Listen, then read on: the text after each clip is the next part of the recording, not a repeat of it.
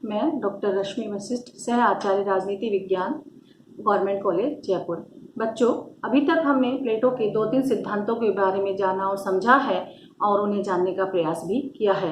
अगला जो सिद्धांत है प्लेटो का, वो है प्लेटो की शिक्षा योजना। प्लेटो की शिक्षा सिद्धांत या शिक्षा योजना को समझने से पहले हमें ये भी जानना आवश्यक है कि शिक्षा होती क्या है, शिक्षा के से क्या फायदा है। शिक्षा व्यक्ति के व्यक्तित्व को विकसित करने का एक अच्छा सा साधन है। इससे हम सद्गुणों का विकास किया जा सकता है और बौद्धिक क्षमता का विकास किया जा सकता है। प्लेटो खुद भी ये मानते हैं कि शिक्षा सिद्धांत जो है वह न्याय का तार्किक परिणाम है। नागरिकों में सद्गुणों का विकास करने के लिए शिक्षा की आवश्यकता होती है। यह हमारी प्राकृतिक क्षमता को विकसित करने का साधन है, प्रयास है। इसके द्वारा आत्मा के जो चक्षु हैं या नेत्र हैं उन्हें खोला जा सकता है। शिक्षा एक सामाजिक पहलू भी है, शिक्षा एक दार्शनिक पहलू भी है। प्लेटो की दृष्टि में शिक्षा सिद्धांत व्यक्तिगत, सामाजिक और राजनीतिक महत्व के अलावा दार्शनिक महत्व भी रखती है। प्लेटो दार्शनिक राजा को अत्यधिक शिक्षित करने के बाद ही राजनीतिक कार्यों में प्रशिक्षित करने के बाद ही राजनीतिक कार्यों के प्रति उसे श्रेष्ठ मानते हैं। जब प्लेटो अपने शिक्षा सिद्धांत के विचारों का अवलोकन कर रहा था या उन्हें जानने का प्रयास कर रहा था, व्यक्तियों को समझाने का प्रयास कर रहा था, तब एथेंस और स्पार्टा, 2 नगर राज्यों में शिक्षा की अपनी अलग अलग व्यवस्था प्रचलित थी। एथेंस की जो शिक्षा प्रणाली थी वो व्यक्तिगत हाथों में थी। राज्य का इसमें कहीं कोई हस्तक्षेप नहीं था और शिक्षा देने का कार्य परिवार का निजी कार्य माना जाता था। उस वक्त यह माना जाता था कि माता पिता का यह कर्तव्य है कि वे अपने बच्चों की शिक्षा का प्रबंध करने, उन्हें शिक्षित बनाएं। इसके लिए वहां पर 3 सोपान थे क्रमशः: प्राथमिक, माध्यमिक और सैनिक। 6 से 14 वर्ष, 14 वर्ष से 18 वर्ष और 18 से 20 वर्ष, 3 भागों में वहां की शिक्षा व्यवस्था को बांटा गया था। प्लेटो इस सिद्धांत से सहमत नहीं थे। उनका मानना था कि व्यक्तिगत रूप से या व्यक्तिगत हाथों में जब शिक्षा होती है तो व्यक्ति शिक्षित होना भी चाहते हैं, नहीं भी होना चाहते हैं। माता पिता उसको एक तरीके से भार मानते थे और इसका दोष ये मानते हैं कि राज्य का इसमें कहीं कोई हस्तक्षेप नहीं है। शिक्षा पद्धति के तत्वों पर प्लेटो जोर देते हुए कहते हैं कि शिक्षा पर राज्य द्वारा दी जानी चाहिए। उत्तम नागरिकों को बनाने के लिए शिक्षा का ज्ञान आवश्यक होता है। इसके अलावा जो दूसरा नगर राज्य था स्पार्टा, वहां की शिक्षा प्रणाली पूर्णतः राज्य के हाथों में थी। राज्य की ओर से कठोर प्रशिक्षण व्यवस्था प्रचलित थी और शिक्षा का मुख्य उद्देश्य युवकों को कठोर सैनिक प्रशिक्षण द्वारा वीर क्षत्रिय योद्धा बनाना था, ताकि वे स्पार्टा की रक्षा कर सकें और उन्हें शारीरिक शिक्षा अनिवार्य रूप से जरूरी थी। युवतियों के लिए, बालकों के लिए और युवकों के लिए भी व्यायाम की व्यवस्था थी और उनकी संतान ताकि बलवान और श्रेष्ठ उत्पन्न हो सके। पारिवारिक जीवन को राज्य की आवश्यकताओं के सम्मुख गौण समझा जाता था। 20 वर्ष की आयु के बाद यहाँ के नागरिकों को विवाह करने की स्वतंत्रता थी। बच्चे 7 वर्ष के होते ही उनसे पृथक कर दिए जाते थे और सामाजिक स्तर पर राज्य के द्वारा उन्हें शिक्षित किया जाता था। सैनिक शिक्षा की प्रधानता थी। प्लेटो अपने आदर्श राज्य के लिए शिक्षा प्रणाली की रूपरेखा तैयार करने में स्पार्टा और एथेंस की शिक्षा प्रणालियों के गुणों को अंगीकार करना चाहते थे और बाकी जो चीजें थी उन्हें छोड़कर वे आगे बढ़ना चाहते थे। इस प्रकार प्लेटो ने अपनी शिक्षा योजना के सिद्धांत को की रूपरेखा जो बनाई, उन्होंने 2 स्तर पर इस रूपरेखा को बनाया। एक प्रारंभिक शिक्षा व्यवस्था और दूसरी थी उच्च शिक्षा व्यवस्था।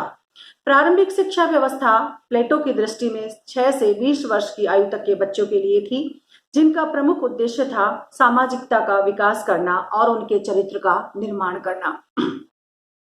उसके बाद में जो सैनिक दायित्व थे वो भी उन्हें सौंपे गए थे। प्रारंभिक शिक्षा के द्वारा प्लेटो शारीरिक तथा मानसिक दृष्टि से सबल नागरिक और सबल सैनिक बनाने का या निर्माण करने का प्रयास करता है। पाठ्यक्रम में उसने व्यायाम, संगीत में सम्मिलित किया। प्लेटो के शब्दों में शरीर के लिए व्यायाम तथा आत्मा के लिए संगीत बहुत जरूरी था। प्लेटो अपनी शिक्षा पद्धति में व्यक्ति का सर्वांगीण विकास करना चाहता है, सामाजिक विकास करना चाहता है, शारीरिक विकास करना चाहता है और उसका बौद्धिक विकास करना चाहता है।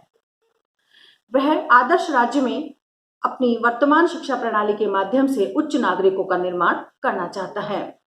मानसिक विकास के लिए वह संगीत को श्रेष्ठ मानता है और संगीत शब्द का विस्तृत रूप था कि केवल मात्र गायन नहीं था, बल्कि काव्य, साहित्य, गीत, नृत्य, मूर्ति, चित्र आदि सभी ललित कलाओं का ज्ञान भी उसके द्वारा दिया जाता था। संगीत का शिक्षण वह नागरिकों के लिए अत्यंत उपयोगी मानता था। संगीत एवं अन्य ललित कलाएं भी उनके मन में सुशिक्षित हों, सुरक्षित हों, उत्साह पैदा करने वाली हों, उनकी आत्मा के विकास के पोषण प्रदान करने वाली हों। प्रारंभिक शिक्षा के बाद 2 वर्ष को वह सैनिक शिक्षा के लिए उचित मानता है और वह था 18 से 20 वर्ष की आयु तक 2 वर्ष के लिए सैनिक शिक्षा का पाठ्यक्रम वह अपने विद्यार्थियों में लागू करना चाहता है। इसके बाद में आता है उच्च शिक्षा। उच्च शिक्षा, उच्च स्तरीय शिक्षा योजना निसंदेह रिपब्लिक का अत्यंत मौलिक तथा अत्यंत विशिष्ट प्रस्ताव है, ऐसा प्रोफेसर सेवाई ने कहा है। प्लेटो अपनी उच्च शिक्षा को 2 स्तर में बांटते हैं। पहला 20 से 30 वर्ष तक और दूसरा 30 से 35 वर्ष तक शिक्षण संस्था। उच्च शिक्षा के प्रथम स्तर में प्लेटो विज्ञान और तर्क के अध्ययन पर बल देते हैं। वे विज्ञान को अत्यंत श्रेष्ठ मानते हैं और वे कहते हैं कि सत्यान्वेषण करने के लिए विज्ञान की आवश्यकता होती है। इसके अलावा प्लेटो गणित, रेखा गणित, ज्यामिति, संगीत, अन्य प्रकार की शिक्षाओं को भी श्रेष्ठ मानते हैं और उन्हें देना चाहते हैं। 30 वर्ष की आयु में उच्च शिक्षा पाने वाले संरक्षकों को पुनः एक परीक्षा देनी होगी और जो इस परीक्षा में उत्तीर्ण होंगे उनको ही फिर आगे की पढ़ाई करने के लिए या शिक्षा प्राप्त करने के लिए श्रेष्ठ माना जाएगा। यह 30 से 35 वर्ष तक उच्च शिक्षा की व्यवस्था की है। 35 वर्ष की आयु तक शिक्षा देने के बाद प्लेटो संरक्षकों को अपूर्ण मानता है और उन्हें फिर बौद्धिक शिक्षा मिलती है और वह क्रियात्मक होते हैं। 35 वर्ष के बाद में वह उन्हीं व्यक्तियों को शिक्षा प्रदान करने की सोचता है जो दार्शनिक राजा बनने वाले हैं। उन्हें वह फिर 15 वर्ष के लिए शिक्षित करना चाहता है। संसार की पाठशाला में तूफानी थपेड़े धक्के खाकर व्यवहारिक ज्ञान प्राप्त करने के लिए छोड़ देता है। इस प्रकार जो व्यक्ति 50 वर्ष तक उम्र तक अग्नि परीक्षा में खरा उतरता है वही राजा बनने के लिए या यूं कहें कि दार्शनिक राजा बनने के लिए और शासन के कार्यों को संचालित करने के लिए श्रेष्ठ व्यक्ति माना जाता है। इस प्रकार प्लेटो अपनी शिक्षा व्यवस्था को 2 भागों में बांटता है और सभी व्यक्तियों को शिक्षित करने के लिए कहता है। प्लेटो की शिक्षा व्यवस्था की अपनी कुछ विशेषताएं हैं। राज्य द्वारा नियंत्रित तथा अनिवार्य शिक्षा व्यवस्था।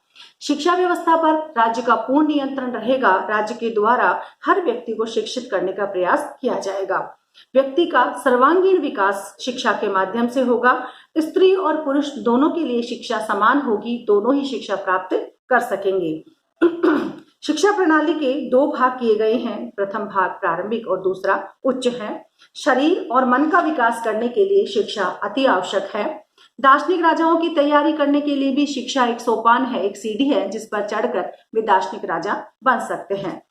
पाठ्यक्रम का आधार वे वर्ग, आयु और बुद्धि के आधार पर तय करते हैं। नैतिक मापदंडों को उचित स्थान देते हैं। शिक्षा एक दीर्घकालीन अनवरत चलने वाली ऐसी प्रक्रिया है जिसे प्लेटो चाहते हैं कि वो हमेशा चलती रहे। मैक्सी ने लिखा है कि प्लेटो की शिक्षा योजना अनेक दृष्टियों से स्पष्टतः आधुनिक लगती है। ऐसा लगता है कि प्लेटो आधुनिक जीवन में शिक्षा प्रदान करने का प्रयास कर रहे हैं। इसीलिए उन्होंने एक अकादमी की स्थापना भी की थी। प्लेटो की शिक्षा योजना की कुछ कमियां या कुछ आलोचनाएं भी व्यक्तियों के द्वारा, दार्शनिकों के द्वारा की जाती हैं। जैसे प्लेटो की जो शिक्षा व्यवस्था है वह अप्रजातांत्रिक मानी जाती है क्योंकि वह कुछ ही वर्गों के लिए है। साहित्य की इसमें उपेक्षा की गई है। थोड़ा कम स्थान इसमें साहित्य को दिया गया है। शिक्षा व्यवस्था थोड़ी लंबी है, खर्चीली है और इसमें व्यक्ति अपने व्यक्तित्व का या व्यक्तिगत स्थिति का बलिदान कर देता है। कुछ स्तरों में कई बार शिक्षा व्यवस्था विरोधाभास से भी पूर्ण मानी गई है। प्लेटो की शिक्षा प्रणाली एक तो आदर्श राज्य का आधार है, दूसरी ओर शिक्षा राज्य पर नियंत्रण भी करता है। शिक्षा योजना अत्यधिक लंबी जरूर है और ये थोड़ा समय ज्यादा लेती है, लेकिन फिर भी प्लेटो की शिक्षा का सिद्धांत श्रेष्ठ सिद्धांत है। वह निरंतर चलने वाली प्रक्रिया है, सीमित नहीं है। वह मानसिक ही नहीं बल्कि शारीरिक भी है, संकीर्ण ही नहीं बल्कि सर्वांगीण है। इस प्रकार प्लेटो की शिक्षा व्यवस्था श्रेष्ठ और उचित है, जो व्यक्तियों का मानसिक, शारीरिक सभी प्रकार का विकास करने में सहयोग प्रदान करती है। इस प्रकार प्लेटो एक आधुनिक शिक्षाविद की दृष्टि से देखे जाते हैं। बच्चों, आगे का जो दृष्टिकोण है या आगे के जो सिद्धांत है प्लेटो के, हम फिर उनके बारे में जानेंगे और उन्हें समझने का प्रयास करेंगे।